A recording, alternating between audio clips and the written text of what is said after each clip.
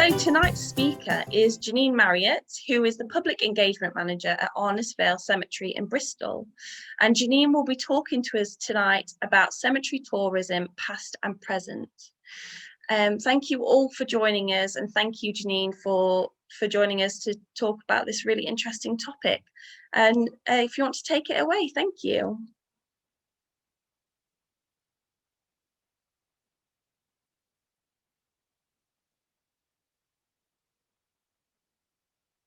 I don't know if you're on mute, Janine, but I can't hear you.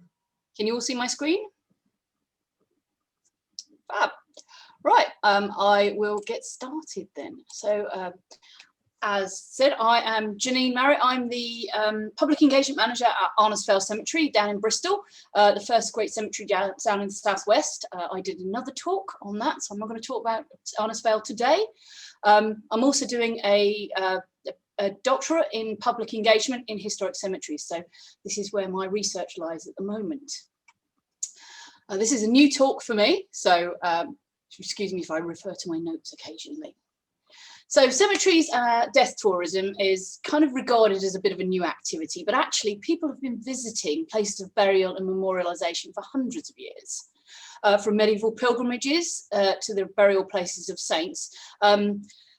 For artists recording and drawing ancient burial sites, people who are taking death masks and then showing them around and taking them on tours. People have always been fascinated by landscapes of death and of death. Sometimes historic tourism of cemeteries is called dark tourism or thanatourism or black tourism, spot tourism, but I think they're separate really. So I'm going to talk about kind of that build up and what happened in the past and what people do now. So early pilgrims loved to visit places of the dead. So in Europe, medieval people that had the time and the leisure loved to visit these burial sites. They would go to places and see the bodies or body parts of saints. They would visit the places that they died. So if you think of Canterbury, where Thomas à Becket was martyred, they would go there and try and find the place that he actually died. Or they'd go to places that they'd visited and then they died. So you would definitely see a lot of medieval pilgrims going to places in their own country and also in Europe and possibly further like Jerusalem. In fact, they would also go to churches, which are and were places of the dead. You think of the burial in the graveyard, but actually people were buried within the church, especially pre-Reformation churches had people buried underneath the aisles or in crypts underneath all over the place, and the closer you were to the altar, it was felt the more holy that place was and the more chance you had of getting into heaven. So these were places of the dead. You would visit a shrine, as I said, and you would do your penance to try and improve your chances of getting into heaven and less time in purgatory. But while you were there, you might get a souvenir of your visit, so a bit more like tourism. You would maybe collect a pilgrim badge, which is the item on the left from the Museum of London, to show what you'd been on your pilgrimage. You might take bottles of holy water back from your place where you went for your pilgrimage, and you might be sold pieces of what was called the true cross, which was highly unlikely to actually be the true cross. So you could bring things back from your trip. And as I said, I've got my pilgrimage badge on the left, but I've got this medieval image on the right, which is the tomb of Edward the Confessor. And Edward the Confessor was a really visited saint, and you can actually see people climbing inside his tomb here. You can see a little pair of legs sticking out and a head in there. People were going in there, touching the body and engaging with the dead person in quite an interesting way. So that was kind of early pilgrimage, which sort of wasn't really tourism, but it kind of led on to tourism. Just going to change my screen slightly so I can see myself.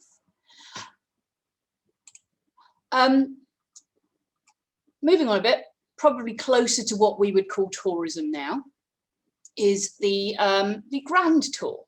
So the Grand Tour was when the wealthy and elite of Europe would send their sons, their young men, onto a grand tour to go and visit lots of places in Europe, depending on how much money they had. So they'd go to famous cities, picturesque sites, and also they would visit places of the dead.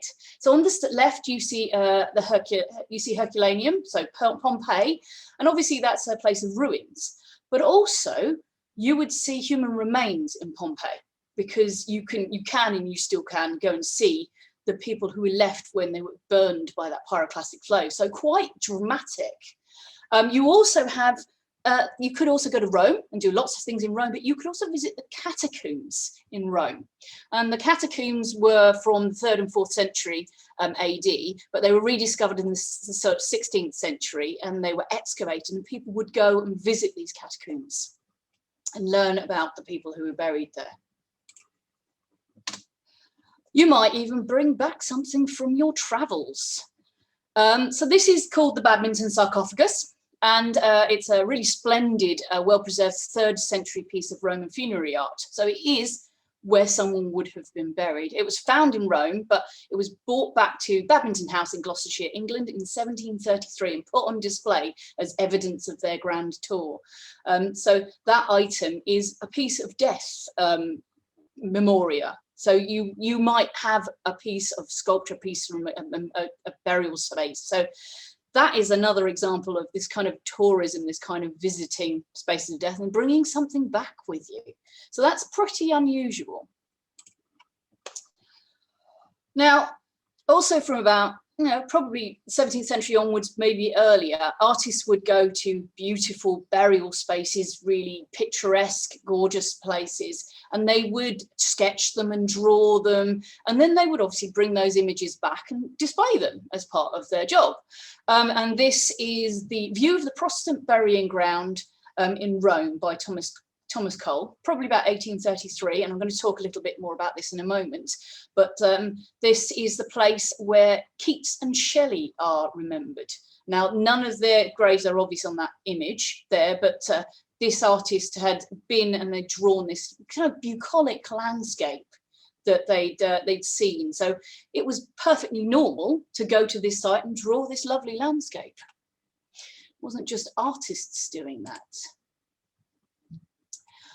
This is another kind of sort of literary tourism, or sometimes called necrotourism, where people would go and visit the places of poets and painters, and you see there's players there, I assume that means theatre people. They would go and visit the places where they lived, where they did their work, but also the places where they died. So this book is called, as you can see, The Last Homes of Departed Genius, and that last home is their tomb, their burial space, their grave, by T.P. Grinstead. It was written in 1867. So visiting a burial space made people feel kind of closer to that, their literary hero, to feel closer to them by visiting the place where they were buried. So as you can see, an entire book written about it, quite popular, had illustrations, and there would have been illustrations of the graves in there, partly so that you could find them and visit them yourself. So it's sort of like almost a bit of a guidebook to visiting burial spaces. Charles Dickens was one of these people who travelled and visited places of the dead. He wrote a book called Pictures from Italy in 1844. And he wrote about the place that I showed you a moment ago. From one part of the city, looking out beyond the walls, a squat and stunted pyramid, the burial place of Caius Cestius, makes an opaque triangle in the moonlight. But to an English traveller, it serves to mark the grave of Shelley too, whose ashes lie beneath a little garden nearby. Nearer still, almost within its shadow, lies the bones of Keats, whose name is writ in water, that shines brightly in the landscape of a calm Italian night. It's really evocative of that feeling of kind of sadness, of mourning, but also of being close to that author, those poets, being close to them. So this was clearly something that people didn't think was weird or unusual. It was quite normal to go and visit these places. In fact, you might yourself have been a necrotourist or a sanatorist without even realising it if you ever visited Poets' Corner in Westminster Abbey, because that's a place where people are buried, their remains buried, or they're remembered there. So you might not have thought of that. You might have thought of yourself visiting Westminster Abbey, but actually you were visiting a place of the dead. And that's something that people have been doing for a long time, and people are still remembered there. I think Philip Larkin was put there a while back. So you may have done it without even knowing. Another thing people would do, they would visit spaces as an antiquarian, so studying their own history. So studying history of England, or of tourism, something of poetry, things like that. And this is a book called Curious Epitaphs. Now I'll read the entire title. Curious Epitaphs collected from the graveyards of Great Britain and Ireland with biographical and genealogical and historical facts, by William Andrews. So he was collecting these epitaphs and sharing them with people, and knowing that there was a market for a book like this. People would also go and do kind of a brass rubbing, but also of a grave, because they were aware that graves didn't last forever. So they would do rubbings for them and keep them in books and all sorts of things. So it was a pastime, it was a hobby to visit these graveyards. Now, I have shown you some lovely images and some lovely books of very nice spaces that people might want to visit. But as you might know, if you've learned from some of these other talks, that not all burial places in the UK were delightful and lovely. Now, I've obviously did a talk about that a while back, and there's lots of information about this, but I'll briefly talk about this and then move on. The city burial grounds in the 18th and 19th century were not pleasant places. They were pretty unpleasant. There were not cemeteries before about 1820. They were graveyards, and the graveyards were overfull. So cities particularly had gone from small towns with a reasonable population, which the graveyards cope with, and a lot of them, like London and Birmingham and Bristol and Liverpool, had expanded enormously, and that meant that there was far too many people to bury, and graveyards became so overfull that they were disinterring people who'd only been buried for a couple of years in order, or moving them and just hitting their graves, trying to bury more people. And if you've been to an old city, you might well see that the walls of churchyards are sometimes higher than the pavements, and that is literally the number of people buried in there. So they realized that they needed a new solution. This is a very infamous example on the left here of Enon Chapels in London. Now, Enon Chapel was a private enterprise. It was a nonconformist chapel, and the enterprising vicar was actually placing people in the basement of the chapel, but he was also posting their bodies into the sewer to get rid of them, and he didn't have enough room, disinterring them from their coffins and sort of squashing them in. And it was a pretty unpleasant thing. There was a massive, massive furore about it. And on the right, you can see an extremely overcrowded and overly full burial space. Now, the Enon Chapel Cemetery, words on the picture on the left, it wasn't a cemetery. It was just a burial space at this point. Cemeteries came a bit later. So I'm going to tell you a little bit about cemeteries, and I'm going to move back onto the tourism. So historic cemeteries, as we call them now, or garden cemeteries, started to pop up. The first one being regarded as the first one is Norwich, the Rosary, in 1820. And these spaces were often initially non-conformist, setting them up, so not Anglicans, but people like Baptists, Unitarians, setting them up so that they had a burial space related to their church and their belief system, because they're not wanting to go into the city graveyards. But because this kind of wasn't regulated, kind of anyone could set it up. So they were set up as businesses. So they had these cemeteries had shareholders. You would buy shares in a cemetery. They were set up on the outskirts of the city so that they weren't in the middle of the city. They were in green, pleasant spaces, often in really lovely landscapes, or on nursery land, which has grown trees, all sorts of things. And they were beautiful places to be. And at this point, they were outside of the city. Later on, they got subsumed into the city. So people wanted new place to bury their dead, and these became quite popular. As you can see from this quote from Charles Loudon, who's called the father of garden cemeteries, he says, as well as, you know, them being for burial, the secondary object, this is the last paragraph, the secondary object, or it ought to be, is the improvement, the moral sentiments of and the general taste of all classes, and more especially the great masses of society. So these places weren't just for burial, they were places for people to be in, to visit, to enjoy, and to explore. This is an early map of where I work, Arnos Vale Cemetery, and I hope you can see my cursor, possibly you can. These, unlike city graveyards, these burial spaces were laid out. They were expected to be walked around. So on Arnos Vale, we've got this lovely big walkway there, which is called the ceremonial way. And we've got all these lovely paths laid out. This one leads all the way up to the very top of the cemetery here. You can see them all laid out. We've got lovely chapels and buildings all dotted around. And as you walk through this entrance, you see a beautiful landscape in front of you. And these sites were designed to be looked at and viewed. They were almost in kind of a designed landscape that was almost a theatre type space. You would be in it and almost kind of performing in it, in the sense that you would do a funeral, but you would be seen to do your funeral by people. So there were spaces for people to be in. There were modern spaces, they were hygienic, and they were places of pride, and they were places for people.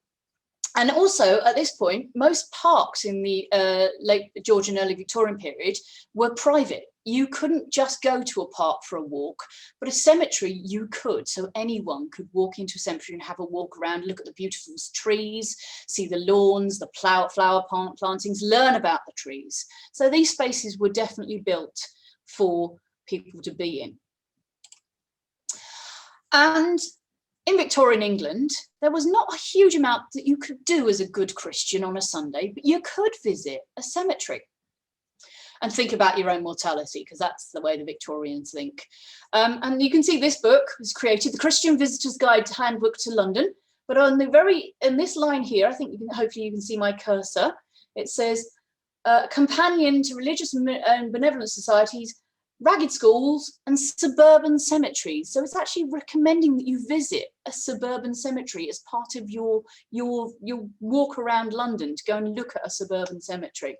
This was actually produced to coincide with Great Exhibition, so they expected lots of visitors be coming to London for the Great Exhibition, and what would they do while they were there after they'd been to the Great Exhibition. Interestingly, also, a cemetery was also one of the places that a lady could go for a walk and she wouldn't have to necessarily be accompanied. So it might be a good place to maybe pick up a husband or have a little secret assignation in this beautiful landscape. And obviously it was also a place which was green and pleasant, and you could get out of the city smoke and fog and smog and be somewhere full of trees and plants, but also beautiful memorials. So one of the places, now I think we might have Ian from Highgate here, so hi Ian. One of the places that definitely had a guide to the actual cemetery was Kensington Green. Sorry, I'll go to Highgate in a second. It's Kensington Green, my first one. Kensington Green is one of the earliest garden cemeteries, and it's one of what we call the Magnificent Seven. The Magnificent Seven is a modern name, but there are 7 great cemeteries in London, or they're worth suggested to be. Kensington Green is the first one.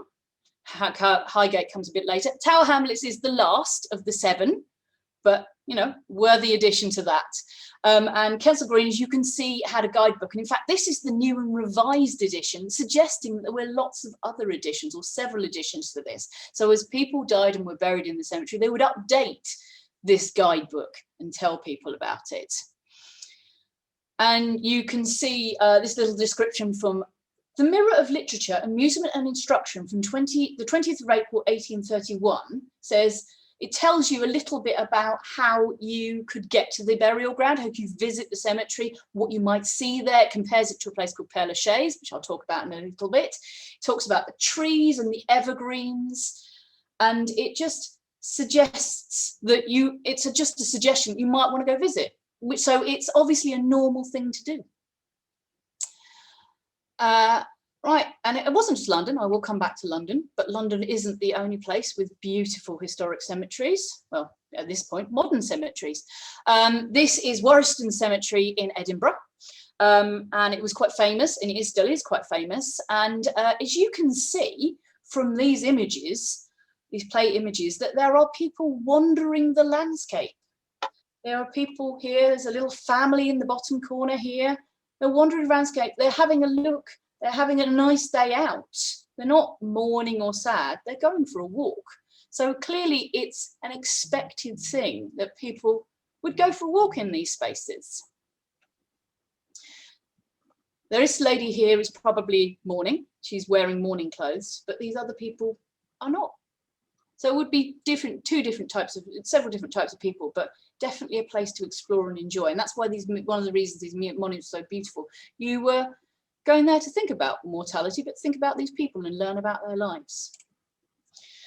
A few more guidebooks. So we've got Walks in Abney Park. Abney Park seems to have at least 2 guidebooks related to it. Abney Park is another one of the Magnificent Seven cemeteries, and this one was an entirely unconsecrated space, so literally anyone could be buried in there. And you can see these guides have got pictures, they've got maps, they've got a really what you would expect in a modern guidebook of any site, of a National Trust site. You can see that people were going to buy these books, take it, go for a wander, not just visit one grave, but might probably find lots of graves, maybe mark it in and go and look using the map to see different people. And as I said, Highgate Cemetery had its own guide as well, just on the right there. So guidebooks do show us that historic garden cemeteries were expected to be places that people would want to go and people would want to visit. Now, people wouldn't make these things and they didn't think they would sell. And clearly they did. Several of the Highgate one, I think, went to 3 editions. Somebody else might be able to correct me if I got that wrong, but I believe it went to 3 editions. So it was updated regularly for people to keep buying. Now, I've just mentioned a little earlier Père Lachaise in Paris. Now, Père Lachaise is what's regarded as the inspiration to the garden cemeteries, one of the inspirations to the garden cemeteries that we have in the UK. Now, Père Lachaise is a Parisian cemetery. It's it's a very well visited place today, and if anybody's been, you'll know that like Jim Morrison is buried there and various other people. It wasn't entirely popular when it first started because it wasn't all consecrated to the Catholic faith, and they were worried about encouraging people to come and use this newfangled cemetery. So what they did a bit of, I think, tourism in a way.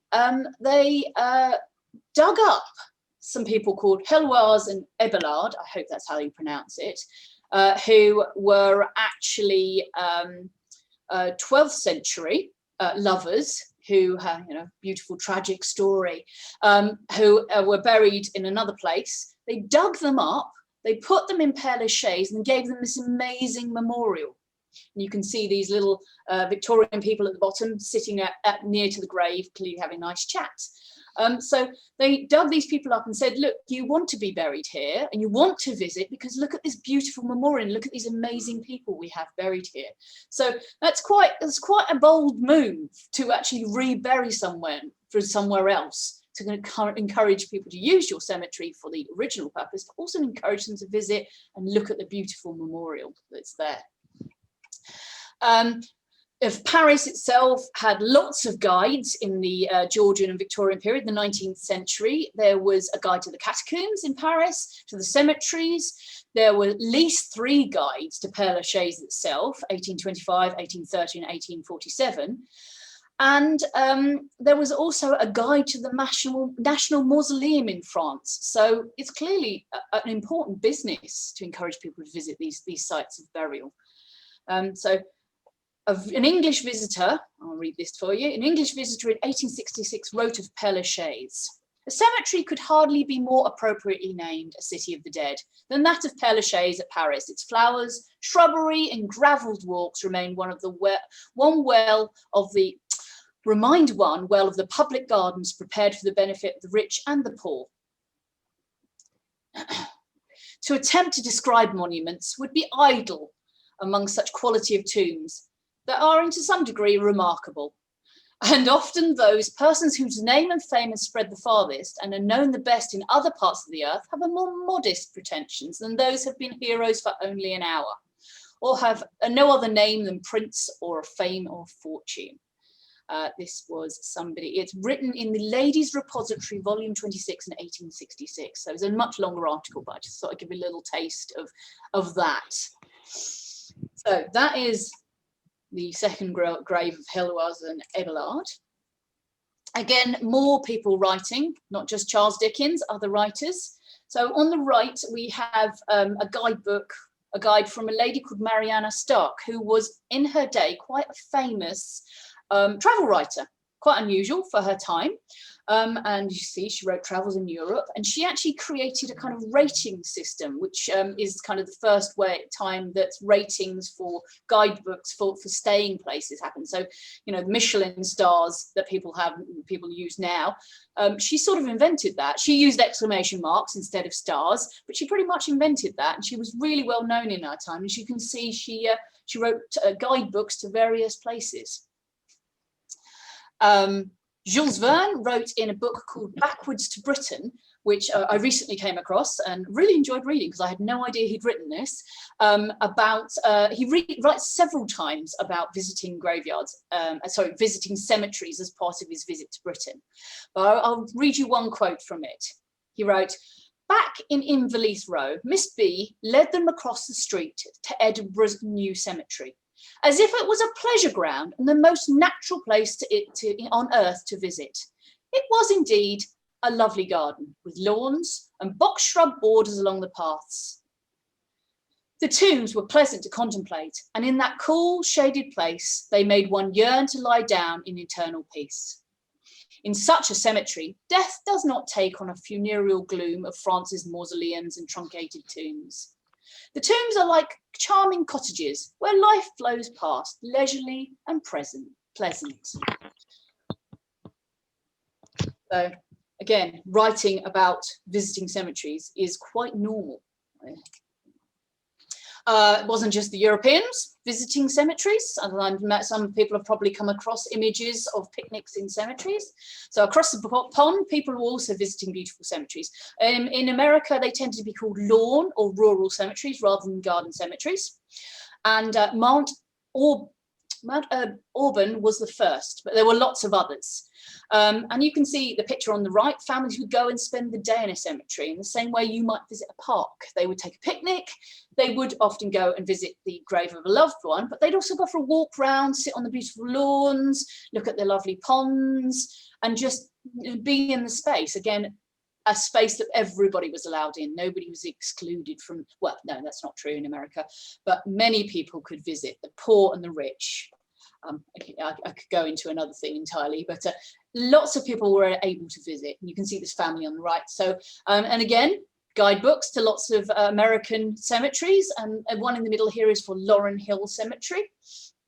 And it's got maps, it's got historical accounts of the site, it's got information about people's graves.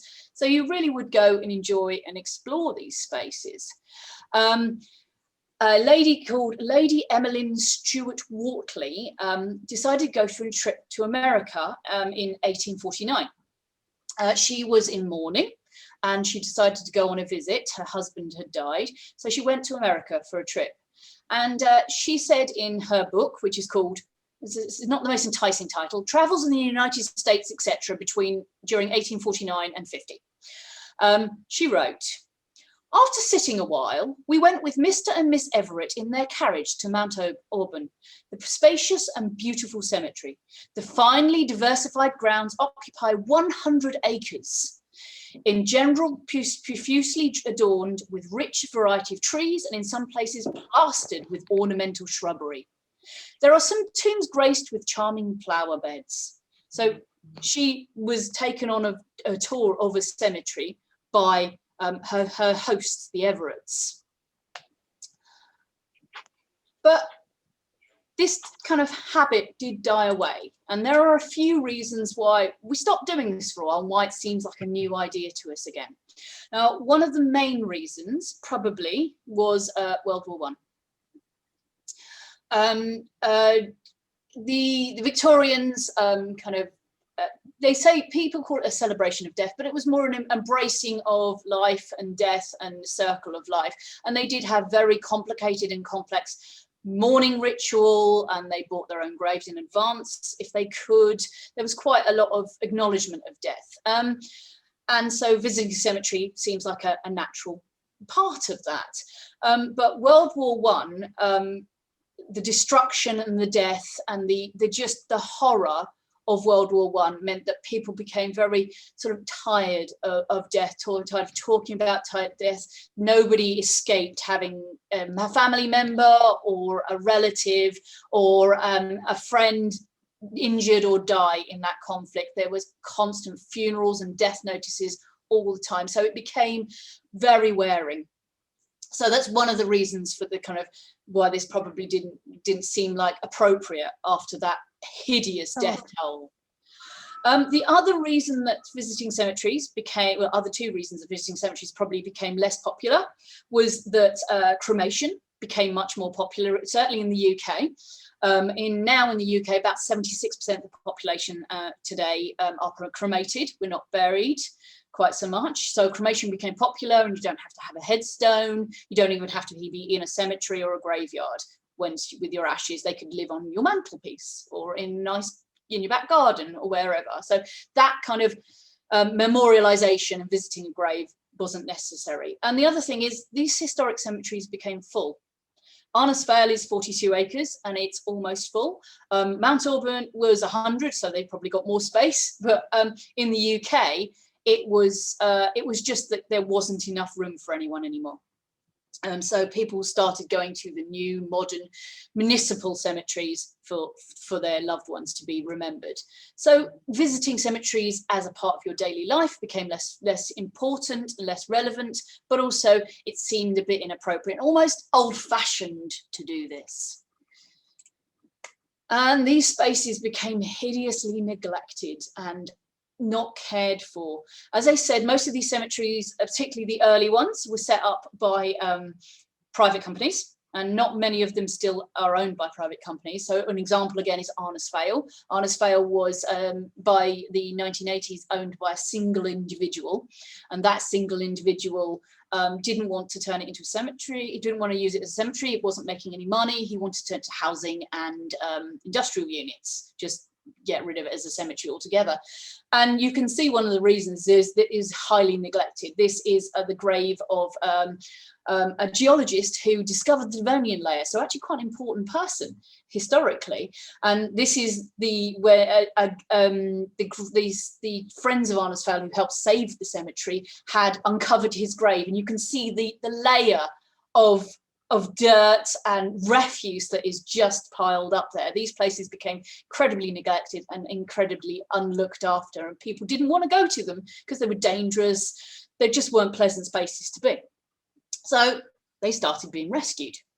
Now, rescuing a cemetery is no easy process, but it is possible. Now, I'm going to not talk about rescuing cemeteries because that's, again, another whole talk. I'm going to move on to what happened once they're rescued and you want people to visit again. So this is probably one of my favourite images. I had to take it off the internet because I didn't have it on myself. I didn't manage to get the bus when I was visiting. But this is Glasnevin Cemetery in Dublin. And Glasnevin Cemetery is an amazing cemetery, and you should definitely go and visit it. It's an absolute fascinating repository of Irish history and culture. It's a really splendid place to go, and it's got some beautiful memorials. And unlike most cemeteries, Glasnevin is also on the hop-on, hop-off sightseeing bus tour. So you can jump on the bus, go do a sightseeing tour, jump off and go and see a cemetery. That is pretty unusual. I've not come across many others that do that. Do let me know if you find any. I'd love to know from my research. But it's an understood part of the tourism of Dublin to go visit that site. Yeah, if you're in Dublin, do go visit it. It's incredible. So you know, on the sightseeing tour, that's one way of bringing visitors in, bringing income in. They've got a museum, they've got a cafe, they've got a gift shop. You can spend your money and put your money back into keeping that place open. Oh, sorry, wrong too far.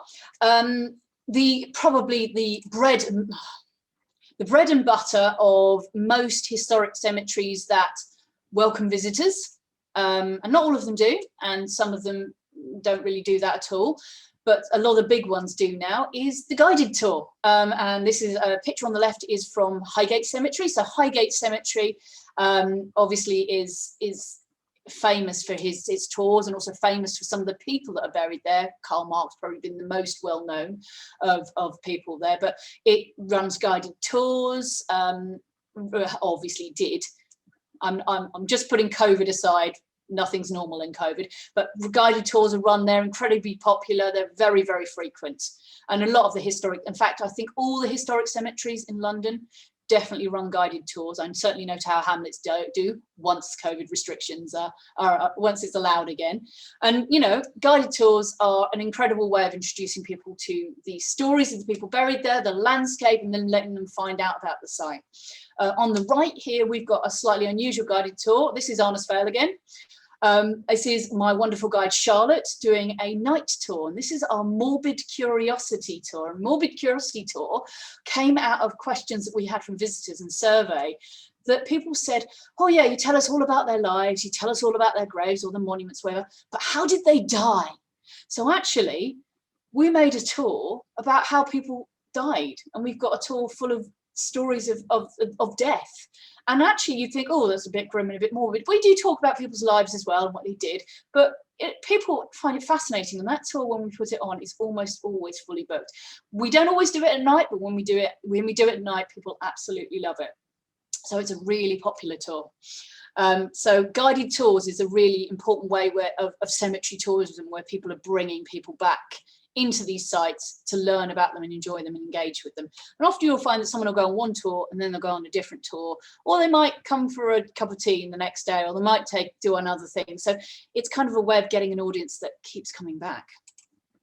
Obviously, you don't have to take a guided tour in all cemeteries. You might get a guidebook, or you might get a leaflet. So I have got a couple of examples here.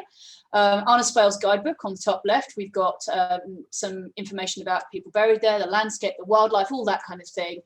And also a map. At the bottom, we've also got a little discovery trail that people can download from our website or pick up in the shop when we're open. And it's not just UK cemeteries. I've got a German cemetery guidebook there. And I thought I'd throw in Tower Hamlets leaflet on the right-hand side there.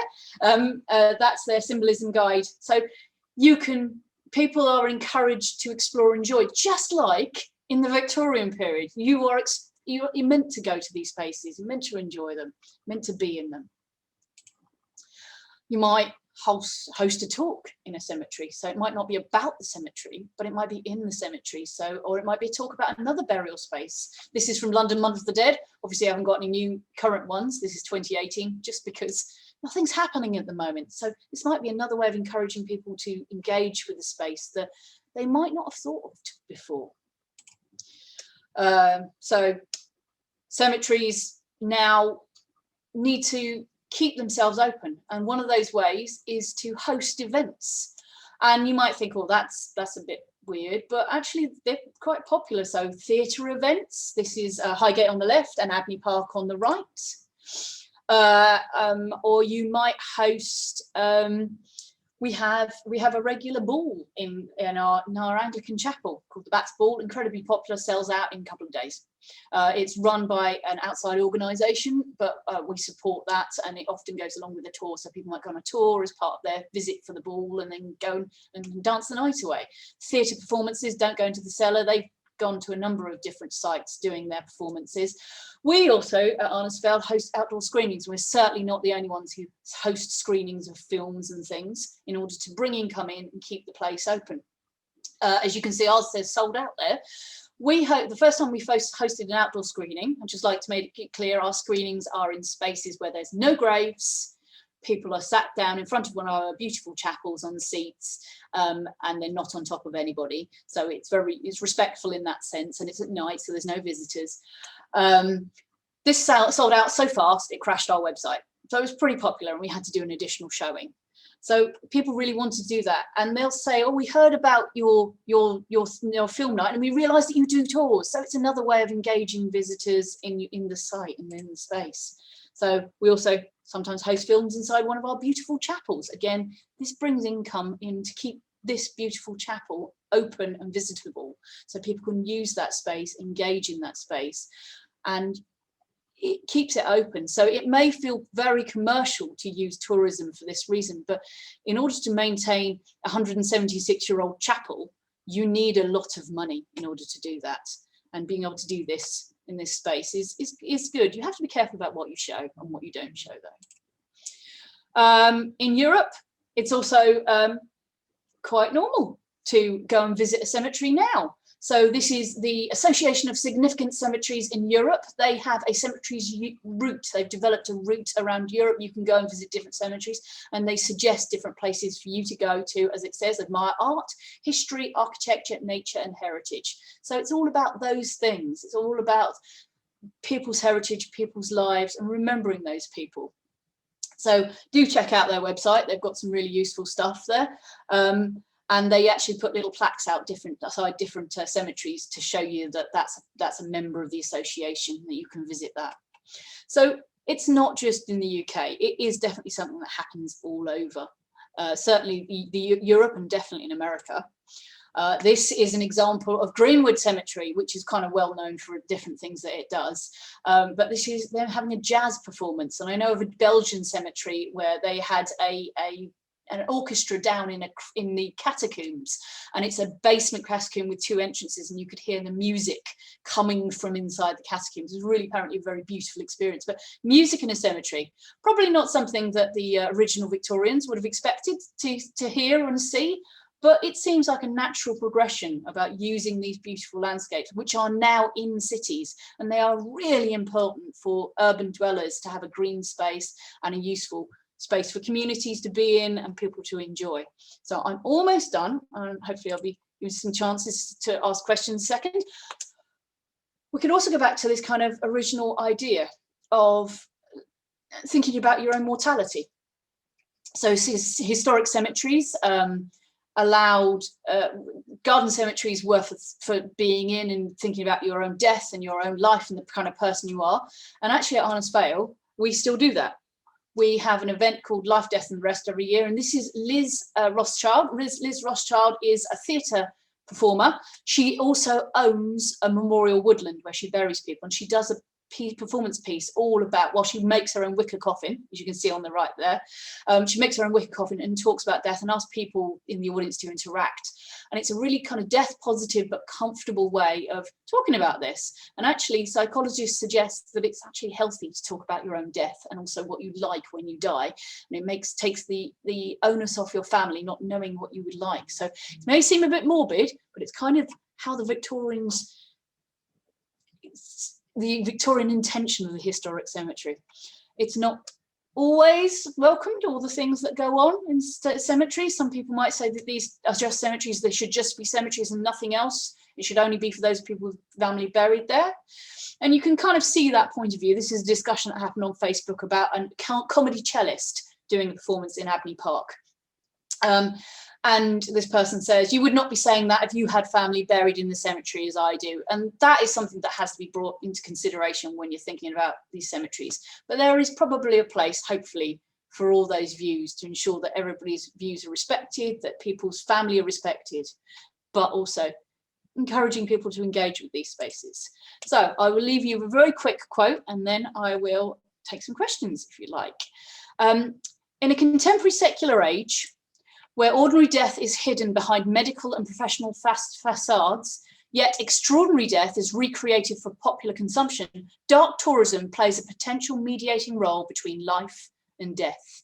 And as such, the dead have always been guardians of the living through religious rituals or secular myth-making. Right, and I'm gonna finish there. So thank you very much for listening. I'll put those in the in the comments in a moment. So if anybody wants to follow Arnos Vale on Twitter, just because I'm bigging up Arnos Vale, or anybody wants to email me, that's my email address. And if you want to find out my research, that's my Twitter handle and my blog, which I haven't updated for a while, I'm sorry. But thank you very, very much for listening.